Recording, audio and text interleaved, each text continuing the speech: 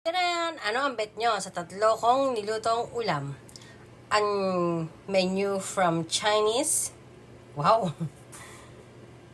Chinese menu daw yan. Basta nakita ko sa internet. Tapos, syempre, ang gyudong. At syempre, hindi mawawala ang ginataang baboy with manghang. Oh. With nasu or talong.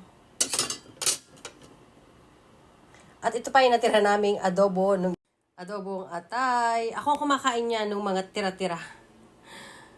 Minsan, pag yung graveyard ako, or yakin, binabaon ko na yan yung mga tira-tira sa ref. Ay, Diyos ko.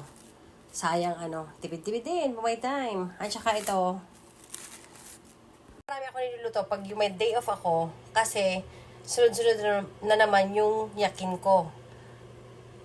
4 na araw yon. Kaya, ang pinagagawa ko sa mga bata,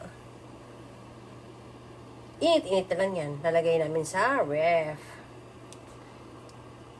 Kaya laging pangat.